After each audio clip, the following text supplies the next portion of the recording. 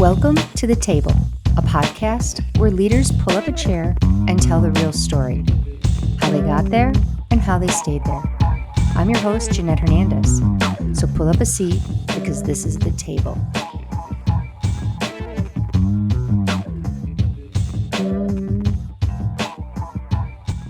Jarrod, thanks so much for joining me today on The Table. I'm happy to visit with you. I haven't seen you in a while, but I'm sure we've got a lot of stuff to catch up on. It's been a bit. I'm really happy to be here. Thank you for having me. No problem. Well, you have had an interesting journey because first of all, you have really made your own table. We talk a lot on the show about, how do people get there? Did they plan it? But maybe just share some people or share your background with some people that don't know you as well, Mhm. kind of where you came from to how you got to the table you're at today. Yeah, thank you for the question. So I've been doing structured settlements as a settlement consultant for almost 19 years now. My father started his own office when I was about 17 years old, and I decided to become somebody that came in and filed files for 3 hours after school. That moved into me beginning to, you know, go through medicals, submit them to underwriters, starting to quote, starting to call claims handlers, starting to analyze cases. And over the years, I just picked it up with my dad. And Got the bug. we started building the business together. Hmm. And as I did that, I met different individuals within the community that help disabled and injured people kind of rebuild their lives after settlement. And it really inspired me because in today's environment, it's hard to find careers where you're putting positive change in society every day and you can put your head on the pillow and know that you've done that. Right. So I fell in love with, there are parts of jobs that are hard, and then the other parts you love. Right. I fell in love with the part that I love about this job, which is getting to sit across from somebody and help them kind of plan out their life after a major event. So I went and then I received my certified structured settlement certificate from Notre Dame. And then a mentor of mine, Will Lindahl, suggested that I go and get my fiduciary certificate for the state of California and also nationally. So I spent some time going through courses, and I have now a California licensed fiduciary and a national certified guardian. And over the aggregate of those 19 years, I've worked with my father, and 2 years ago, I bought the office from him as he's not retired, but he just wants to kind of spend more time with his granddaughter. And that's kind of where I've gotten here. Jeanette, I will say you have been one of my mentors through this process as well. Oh, thanks. Because you helped me in starting certain organizations, which I'm sure we'll get to. But that's kind of how where I've been cut, the cloth was cut from, and how I've gotten where I am today. Have you noticed in your journey, because I've had the pleasure of watching you through some of that journey, Yeah. And we worked together at one point. So there was a group, the Young Ringler Forum, which you immediately took to as a leader. You emerged as a leader there, and that's the first time I really got to see, what you were all about. And then you just continued that, yes, and then you were on the advisory board of Rise, very active with that. But you do things a little bit differently in that you have a great network, but you don't just show up to network. You show up to make impact, whether that's new relationships or getting involved. And so how has that evolved for you from becoming a young leader to where you are today? So that's such a poignant and specific question, and I really appreciate it because when it comes down to the core of how I've developed as a leader, like a lot of millennials in my generation, I'm very morally centric. I want to do the right thing first, and then everything kind of comes after it. Yeah. And so, as I've kind of come up through the ranks here, I've had the opportunity to speak up when I thought things weren't going the way they should, or that they could have been done better, because either someone's ego or it's the bureaucracy that we're in. But having the ability to say what you think, and even if it's going to make some people mad, there's a certain respect that is commanded in that I'm not going to respond to something because I think you want this answer. I'm going to Hmm. respond to something because it's going to be the answer I think that's the right answer. Yes. And so that has been the major lesson I've learned as becoming a leader and going through Young Ringler Forum and going on the advisory board is having the courage to say, I think this is wrong and here's why. And that's you showing up with your authentic self, Yeah. right? I mean, that heavy is the crown. I mean, there's lots of things that you can put about leadership, but I think it's really knowing who you are and that moral compass. I stayed in insurance all these years because I mean, we say it's a noble profession. We're Yep. helping people in the time of need, Hmm. and I'm right there with you because there aren't that many careers that allow you to do that on a daily basis. Yep. But combine having a great moral compass with knowing who you are and what you stand for, because then you know if you're sitting at the right table, what you have to offer at that table. Yep. Because sometimes that honesty, depending on the organization, can cause a lot of friction. It can It can create get you into problems, troubles. Yeah, it can get you can in get you trouble. into trouble, right? Yes. Yep. But knowing that you're doing it for the right purpose, sometimes you go to the mat for it, Hmm. right? And in your case, your name's on the door. Hmm. So that's protecting what you're building in a way Yeah, that's that's different than that's just a why you have job. to pick the battles, though. You have to pick the Correct. right battles. So there are battles that you're going to face that you're going to look and go, I know the right thing to do here, and I know this is unjust, and I should fight this fight, but it's not going to be worth the political capital that I'm going to lose from it. So Right. there are certain things where you're just going to have to go, I just got to let it go and just move on. And then there are other things that go, no, I have the political capital here to get what I want done, Yeah. and I'm going to go ahead and do the right thing. Right. And then You you can't get to do die on it. every hill. You just Exactly. can't, right? Yeah. Yeah. So I ask this question a lot, and I'm excited to ask you because I don't think enough people are talking about, I'll just say, both sides of the fence. Mm. So a lot of senior leaders who are probably on their 18th hole, they're like, oh my gosh, this multi-generational and millennials want this and Gen Zs want that. And it's always kind of pointing the finger over. I'm really interested because your dad is one of the people who's on the back nine, right? But you learned from that. There's a very precise recipe of leadership for a lot, and you followed it. And if you didn't follow it, you weren't going to make it. I think people are allowed to kind of, whether it's authenticity or whatever you want to call it, but you guys are actually changing what leadership is about. Thank you. What do you think is the biggest change that you're seeing, stepping into this role from what you learned? How are you adapting the leadership that you learned?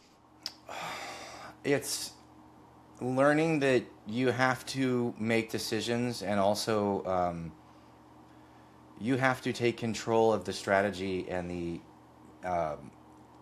plan for the company. So there's going to be an inflection point where you realize that it's all on you.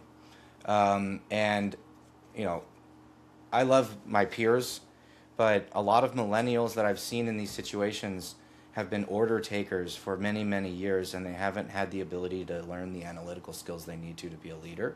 And Mm-hmm. that's what concerns me right now, is that my father did give me the opportunity to develop those leadership skills, Right. and then provided the adversity so that I could build strength. But right now, you know, what we're seeing is a mass exodus of individuals that are retiring, and then we have these individuals that are being promoted very quickly, but they haven't had the mentoring and the experience they need in order to do the job well. And so that's kind of what I'm concerned about in terms of the leadership. But in terms of me, it was apprenticeship. It was me looking at people like my father, Mike, and others, you know, in the industry that I looked up to that held themselves to an extremely high standard, Mm-hmm. and then choosing myself to hold that standard. And so it's a personal choice. Mm-hmm. And motivate, and the thing is, the motivation that comes from that personal choice has to come from within. Right. And so you just you have to find that in some way. And for me, the motivation to hold that standard and continue in that path was, I want to do something positive that I could be proud of. And this was something where I could look across the table at somebody that had been brain damaged, or, you know, they're quadriplegic, or, you know, their child had been significantly injured, and be able to give them their day in court. Mm-hmm. And then also give them the peace of mind that despite this awful thing has happened, I can help you rebuild so that you can sleep at night knowing that there's going to be funds to care for you. So it's having that moral that end game. Mhm. It's I know where I'm going, I know why I'm going it, and then also following the you have to go through a significant apprenticeship. It's got to be like 10 years at least. And you got to have good mentors, and the mentors may change through the 10-year thing if you stagnate. But and then you got to constantly be reaching out to these different people. Mhm. But if you have the fire in you because you've chosen the right thing, people like Jeanette Hernandez or my friend Will Lindahl or some and a bunch of other of my mentors will see it in you, and they will help you rise. Yeah, that I always say to people they're like, "What do you love most about your career? You've done so many different things." And I said, "Now at the place that I'm at, seeing people that I worked with being successful, like that makes me happy It because just brings such joy, you know. it does. It really Brings like me all such it joy. was. It wasn't what I Yeah, gave to the board or the $19 million I saved. It's for yeah, me. It was always about the people, and yep. and that I was a servant leader, right? That's what I was there for. I was at a conference last year, and there was a young man that was about my age, and he was a claims handler, and yeah, no, you know what? He wasn't my age. He was 10 years younger than me, Mm. and he was at the table, and it was me and a vice president of claims, and he was balding, and he was literally physically shaking, Oh, and I look at him, and I was like, hey, what's going on? And he's like, I just don't like my job, and I'm kind of getting bombarded by my bosses every day. wow. And he goes, I think I'm going to take a 6 month sabbatical. And do you think that I won't be able to get a job if I do that? And I look at him and I go, no, I think that the fact that you're going to do something that's positive for you and that's going to put you in a better place to be more effective at your career is going to be much, much more respectable to a potential employer than you staying in something because you're worried. And Right. so you could see the relief kind of set on him, but Oh.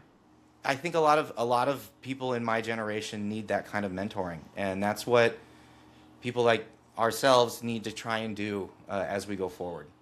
Yeah, that's the path that's, I think for me, I'm watching change the most, Mhm. where, you never wanted to have a gap because then even if it was explainable, nobody would hire you if you had a gap in your, Yep. but I can say to people now, um, I probably stayed too long at some jobs because it was a different time. Yeah. But looking back at it, I also, as a leader, I found working for that, I'll just say a bad boss, Hmm. the type of leader I never wanted to be. And the Yep. characteristics that the rest of the team would point out. I mean, there's always a learning experience but it's hard not to internalize it when you're getting pummeled every day. So Yeah. I Yeah. fully respect It's what he was saying. but the thing is, you get to learn those lessons. But in the moment, sometimes emotions get the better of you, and also people are going to try and press you in order to get you off kilter, and so that they can manipulate you. And so it's just learning that calm of leadership, and Right, also building that shield around you. right. So Building the that when strength. somebody throws something at you, you have to let it roll off. Right. Yep. Yeah, many times it's I think it's so easy to internalize. I mean, we're all human, Hmm. but over time, when you do find kind of the backbone and the gumption to speak your voice and use your voice at the table, you expect some pushback. I mean, that's Hmm. the whole point of bringing things up. There are uncomfortable conversations, but when you do it enough, you realize it's not about me. It's Yep. about the position maybe that person's thinking they're going to get fired. Maybe they don't know and you call them to the table on something they shouldn't. You don't, their dog died. I mean, there's a million reasons why people become defensive, Hmm. but that doesn't mean you cave in Hmm. if it's Don't. something you Yep. fundamentally believe in, right? Don't take it personally. Don't take it personally. That's the Yeah, thing is if you're in a professional setting and you want to get something done, you're gonna get friction. It's gonna correct. happen. Like it's there people are gonna question you. They're gonna question your motives. They're gonna question if you know what you're doing, if you're competent enough to do it. And so you have to be confident enough to stay in your position and hold your ground. But yeah, it's just don't take it personally because if you take it personally, the anger and angst and all this other things will start to roil inside you, and then Right, you'll start making unwise decisions. right. And there is always the I don't know what buzzword do you want to use. The narcissist or there are people that you're going to work with that just like pushing people's buttons. That's what I'm teaching my daughter. She's like, Yeah, "Why are people like this?" And I said, "Cuz they get joy out of it. They want I if you was. don't give them I'm the gonna say something satisfaction." controversial. I'll just say something Yes, controversial. yes. There is a reason that a lot of CEOs and people that make it to the top C-suite spots are diagnosed as sociopaths, it's because that they are willing to sacrifice and also do the things they need to do to get to those positions. Mm-hmm. Many people want just peace. Right. And so you're going to have to deal with individuals that go, no, I want the competitive aspect of what we do, and I'm going to do that because I love that. And then others are just going to go, I just want to love my family and just do my job and go home. Right. And Yep. so those people still have to interact and they still have to get the job done. And so there's going to be friction. But it's all about deciding what kind of leader you want to be and what level you want to eventually get to get the job that you're looking to get done. Right. Yeah. Do you see more people now because, I mean, let's face it, the industry's just different. It's harder. What you have to know, how fast things are moving. Do you think more people are wanting, because I think, by the way, every generation behind mine, Mhm. um, really is focused on work-life balance. Whether that's I have made a conscious choice to be an individual contributor, even though I might want to be a leader. I'll try that in 10 years Mhm. because I want to be home with my young children. I mean, are you seeing people stand more for that now? Especially after the pandemic, yes. So what happened with me is I had my young daughter in 2017. The pandemic hit at the end of 2019 in 2020, beginning of 2020. I would see her for maybe an hour or two a day when I was working in the office. And then when the pandemic hit, she was about 3 or 4 years old, and she was really starting to like bond with me. And I was able to then work from home because I was forced to, Hmm. and I was spending almost 24/7 with her on the ground over here. Yeah. And I saw the beauty in being around your family all the time. Hmm. And as I've started to come through that, I realized that working from home constantly wasn't the best for my business. So we've had to kind of hybrid it. Right. But the beauty of having the ability to spend the time you want when you want to with somebody like my daughter, who's 8 years old and just amazing. And all I want to do is kind of enjoy these next few years because I know when she gets into her teen years, I'm not going to be cool anymore. She's Right. None of us are, by the way. yeah, yeah. So I'm trying to enjoy this space, but it gave me the opportunity to really get to know her, and now our relationship's incredible. And Hmm. so I realized that if the pandemic had not hit, I would be kind of like an acquaintance to my daughter right Yeah. now. Like Yeah. I'd be a father, I'd be a good father, but I've had multiple colleagues come to me and go, I want to take this upward position, but to be honest with you, I'd rather spend the time at home with my kids. Right. And I look at them and I'll go, then you spend the time at And home with do your it. kids. Yeah. Yeah. And so with that being said, the new generation I think is a little unrealistic sometimes about their life balance expectations.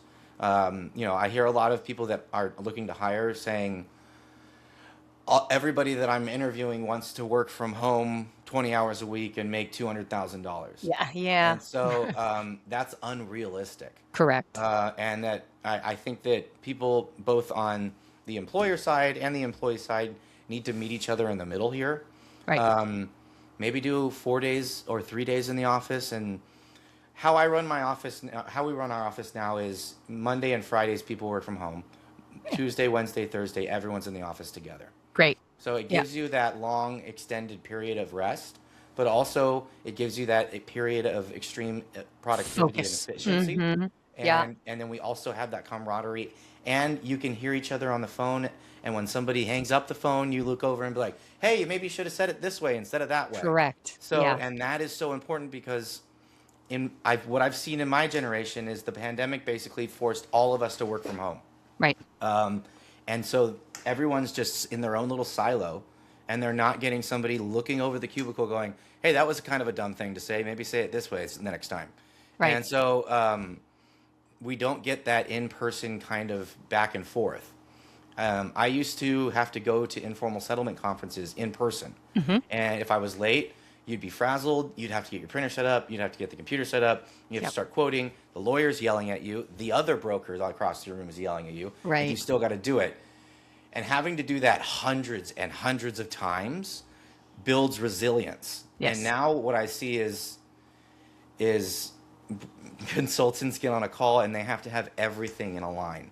And if there's Hmm. any kind of curveball, they have a hard time with it. Right, So right. that's kind of what I think needs to be considered among those that are coming up right now is you need to find opportunities to build that resilience. I think you called it apprenticeship earlier, right? Yep. So however you get it, I do think in our particular business, especially on the claim side, you can have your CPCU, you can have a degree in insurance, but that it's kind of like a lawyer. You go to law school, they teach you law. They don't teach you how to be a trial Nope. attorney, right? Well, they It's break you down and then build you back up right. into It's what you need muscle to be. memory. You have to do Yep. something. You have to handle 100 claims in order to understand how. And I think that's the part that maybe we're trading convenience of being home for, am I really invested in this job as a career? Because you will hit a plateau of what you can learn at home Mhm. without having that camaraderie. I learned more through the camaraderie Yep. than anything else that I ever did in my entire Same career. here. So yeah, Yep. I agree. I Same agree. here. That's an 100%. interesting balance, though. I mean, when you But that talk to means people, every individual in and of themselves needs to recognize the fact that it's so easy to fall into the complacency trap of just wanting to stay at home. it is, yeah, And so you have to fight that and then keep yourself accountable right, because what used to happen is you were required to go in the office and then your boss would keep you accountable. right. And now what they're doing is they're doing just quarterly reviews of you, and you just got to move your mouse. And so people need to really kind of take it upon themselves about how do I not focus on the things that I have at home and the distractions that are here and stay focused on work if I have to work from home. And then when I'm done working, how do I turn it off and then I'm home? So Right. the hardest part of that for me has been I'm in work mode for 8 hours. I'm working really hard. I turn around and I walk out the door right behind me, and I'm in my house.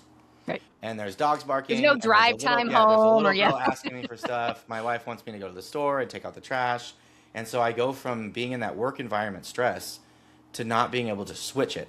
And when I used to go in the office, it was there was a flip. Right. You're in the office, you're working. Now you're at home, you're in home mode, Right. and so I think people are dealing with having to navigate that of if I'm going to work from home, that means I have to be in work mode a certain amount of hours, but then I need to be able to turn it off so that I'm not screaming at my spouse or pissed off at something that I shouldn't be because I can't turn it off. Yeah, and I think that's an interesting point from leadership because, like we're just talking, there's no book that's going to teach you how to adapt and lead in a hybrid environment. All leaders are trying to figure that out. Some have done better than others, but there's always going to be that personal gap if you're only talking to your boss from a learning perspective once a quarter. Mm. Right? That feedback has to become much more constructive, much more consistent. But how are you watching people adapt to that? So I know I sit at home. I know I'm getting like the highest KPIs. I get great reviews, but I haven't learned anything in the last year. So I'm not advancing. I will say it's a rarity. The ones that do it well. Usually they're very self-disciplined people. Hmm. They hold themselves to extremely high standards. Others, I've seen they've had to kind of take other steps, which is no, I can't work from home because I'm seeing that I'm not as productive. So I'm going to go to the library, Right. or I'm going to go somewhere that's going to, or I'm going to rent an office where I can sit and just completely focus. Um, the other thing I've seen is just basically they would sequester themselves. It's looking at their spouse or significant other and saying, "You're not allowed to knock on this door or open it Right. for Right. Right. 6 hours," and then they would do that. But I think everyone's still trying to figure this out. Yeah, there's And no there's no way to there's yeah, no recipe for it on either the leadership side or the employee and it's a side. case by case basis. It's about the individual. Right. Yeah. But I think at least today then, maybe whether you agree or disagree, I'd love to know. But that's where the participation. So I remember when the advisory position, you're like, I can't go on a board. Like I've never done it. I'm like, yes, you can. Yes, So, you can just go sit at the table. You will yeah, be fine and you will learn along the way. yeah, So if you, I mean, do you think now that some experience like that would be a good route for somebody who said, you know what, I did make the choice to sit at home and be with my family for the next 5 years, but I also have to grow in my career, in my business development. Do you think that was that meaningful to you, not just in a yes. leadership, but from your So career? this will kind of be, maybe seem a little hyperbolic, but take the uncomfortable position. Yes, And I am that's the a stretch. parachutist. I have over 570 parachute jumps, and we would walk up to the door, and one of the things we used to say is just jump. Yeah. And when you would advise me of the advisory of Young Ringler Forum, I said, maybe I don't have enough experience. Maybe I should just not do it. I'll probably make a fool of my. I'll probably make myself look a little bad. And then I realized, no, just jump. Just jump. And yeah, and then when you jump, like when we were at the door, there's all this fear and trepidation, and like, oh my god, oh my god, oh my god. And the second you exit, all of it goes away because you're You're in basically it. your fight or flight goes. Well, you did it, so might as well have a little fun along the way. Right. And so I think that kind of is a correlation between you looking at me and going, I think you need to take a leadership position on the advisory board. I think you need to lead Young Ringler Forum. And me looking at myself going, I don't know if I'm ready. Just jump. Yeah. Yeah. By the way, none of us are ever ready Yeah. because you don't Yeah. know what you're really walking Yeah. into, but it's to what you said, it's believing in yourself and knowing what grounds you that I can get through this. And Mhm. and if it's anything of what I believe it's going to be, I'm going to be better on the back end of Yep. it because it's And not and forever. and be okay with failing and learning the lessons because you're gonna mess up. It's It's gonna the greatest happen. teacher. You're gonna get embarrassed. People are gonna make fun of you, and just take the lesson, internalize it, and move forward. Because Right. that's the only way you're gonna get to a point where you're gonna go, okay, wow, I've really built something up here. Right. Yeah. And I think the external types of leadership opportunities give you an opportunity to be messy. I'll just say be Mhm. messy, right? Because you can try all different kinds of things with a gamut of people that you don't work with every day. Yep. So you don't kind of have that political Mhm. thing hanging over you as well. But you might go into it and say, I love it. And now that's where I want to take my career. Or I tried it over here. I know I don't want to do that in my company. So it's a way to get muscle memory Yep. without having any conflict in your day job. Because, Exactly. And that's one of the hardest things in life is figuring out what we want. correct. And it Yeah. changes, It does, and it right? changes as you change over time. And the thing is, people need to stop feeling bad about the fact that what they wanted maybe 10 years ago is not what they want now. Right. Yeah. Yeah, Yeah. Because every decade of our lives just is so vastly different, exactly. different. Yeah. Are there any specific, because you've really just had an amazing journey the past 5 years. Is there anything now where you're getting more focused on maybe business acumen, running a business by yourself now that your dad is kind of taking a back seat, or leadership, or I mean anything at all? But is there something kind of before you were in this overwhelming wave of learning almost everything all at once, and now that it's everything's kind of got its place, is there anything you're personally focusing on? Put your own oxygen mask on first before helping others. Excellent You advice. have to fix and work on yourself first. Mm-hmm. And so self help and making sure that you're the best version of yourself is scary, and I get that. But if you work on yourself, every facet of your life will get better, and you will be better in business. If you ignore the things you need to do in order to better yourself and try to just put it off, things will degrade over time, and they won't get better. So first, put your own oxygen mask on before you help others. Yeah. Yeah, Yeah. I think that's great advice because if you read any leadership book, it's always if you can't lead yourself, that's where you start. You cannot lead others if you can't lead yourself. Yeah. And I will tell you that is a lifelong journey. Mhm. One of the books I recommend still to this day, it's a John Maxwell book called The 360-Degree Leader. And I Yep. think everybody should read it because, to your point earlier, I don't care if you want to stay in an individual contributor job, you are still a leader in your organization. Leader definitely is not title. I've worked in companies where I've gone in for 90 days and I find out who on the floor is the influencer. Yep. Who's the one when the meeting is over, everybody goes to and says, what should we do? And there's always people like that in every level and every type of career that you have. But I think people underestimate the leadership muscle when you're not leading a bunch of people, Yeah. right? And it takes a while to build that muscle up. So then that's the thing. This sounds kind of pretentious, but I heard, somebody call it the other day executive presence.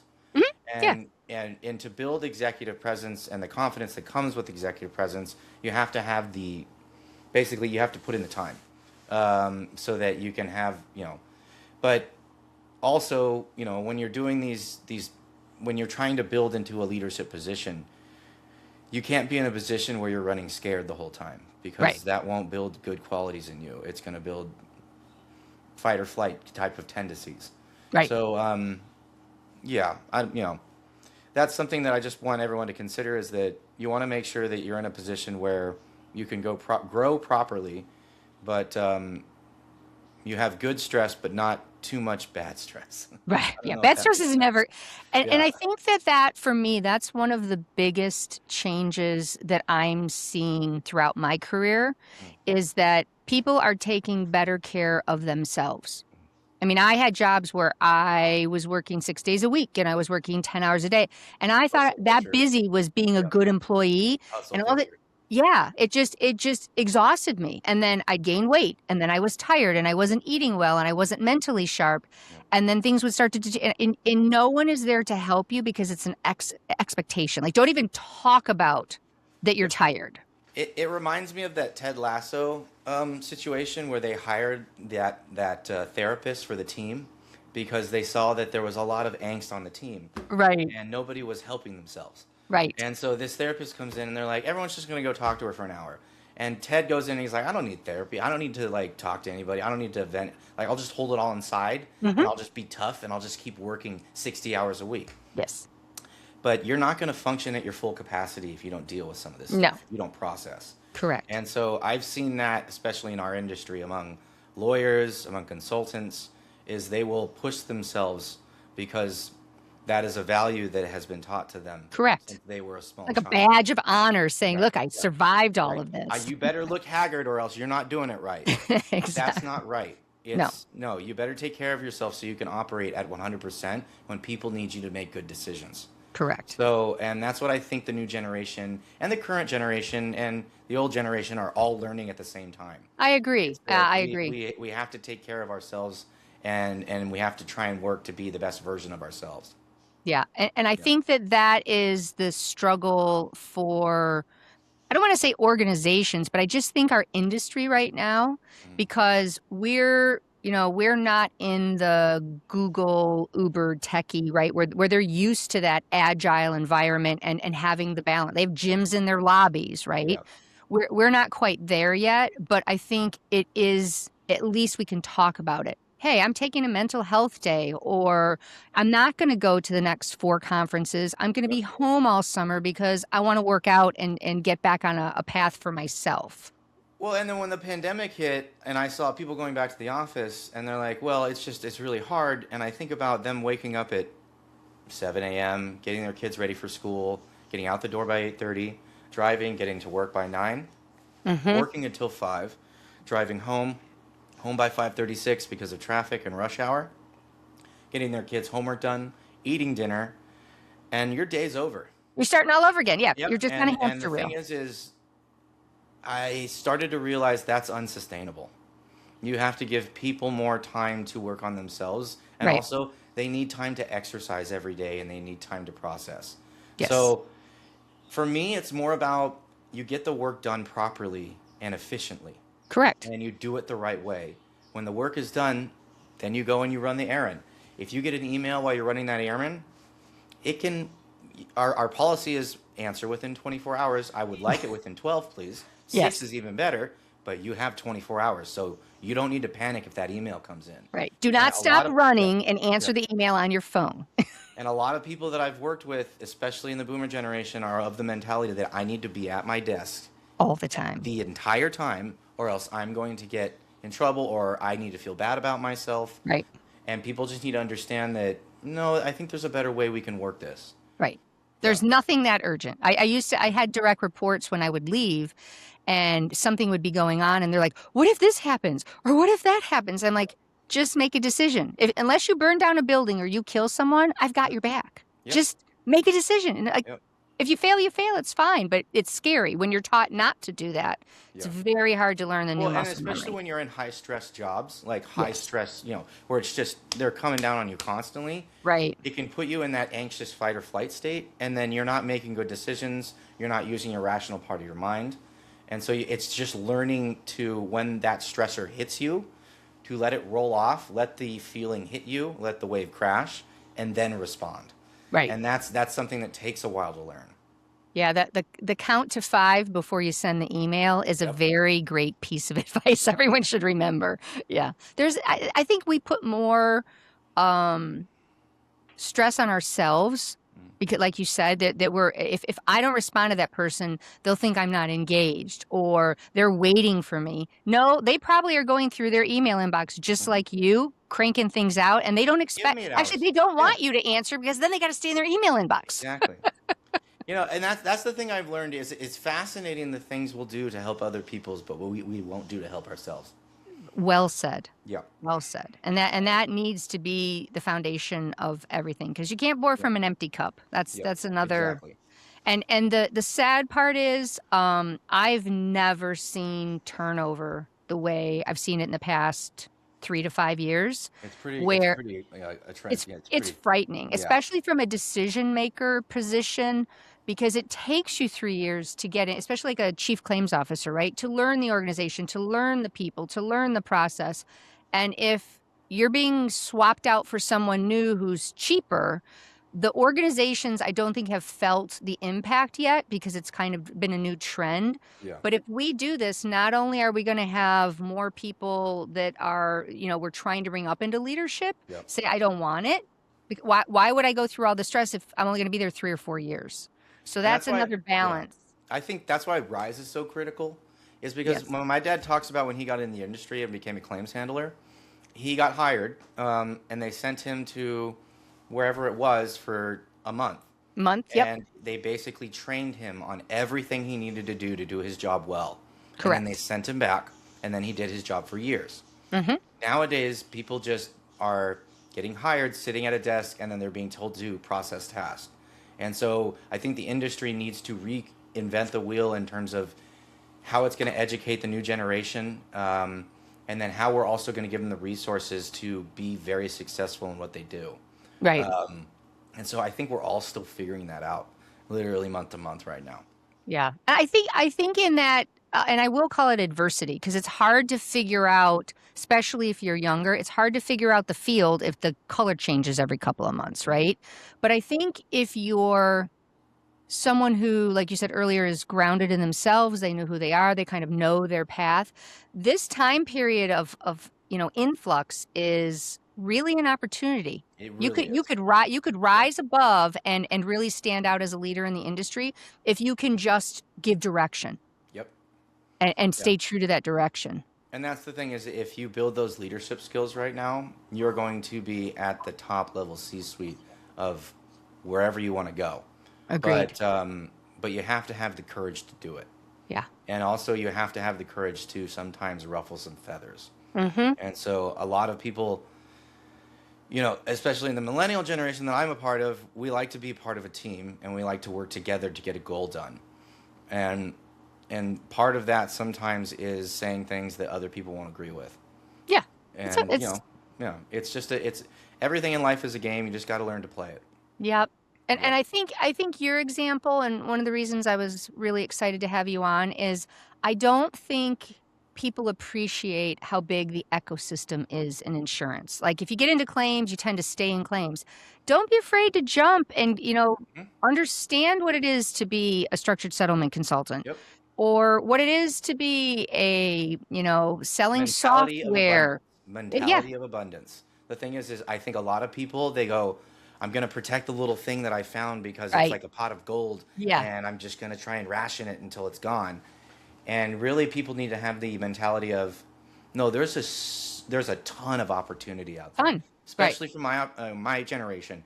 The boomers were the biggest generation, And we have a big opportunity to take up a lot of these positions and to move into these leadership positions. Right. And we just have to, Hair. we just have to care. Yeah. Yeah. Yeah. I think that in the next 5 years, there's going to be even more opportunity. And to what you said, just jump. Even if you're a director and a VP position pops up, stretch yourself. Yep. Yeah. If you don't think you're qualified, you'll learn it on the job. Right. Do it. Challenge And yourself. get a great mentor. Yep. Or several. Yeah. Yeah. And let yourself fail and learn. Let Agreed. yourself do it. And Agreed. I think everybody feels like they need to just stack success after success in order to get where they need to go. But really, where you want to go and how you figure that out is with failures. Mm-hmm. Yeah. Yep. And if you stay in the same lane all the time, you may not know that the lane next to you is the lane you really want to be in. Exactly. Yeah. Exactly. Well, Jarrod, thank you so much for joining me today. It's been a pleasure, and I'm sure I'm going to have you back on as you continue to cannot go wait. down your path. I know some great things are coming in your future. I appreciate it. And Jeanette, thank you so much for having me, and this was a pleasure. Thank you. Great. Take care. Thanks for listening to The Table. If you like this episode, please follow us and subscribe so that others can find us. Until next time, go out and find a seat at your table.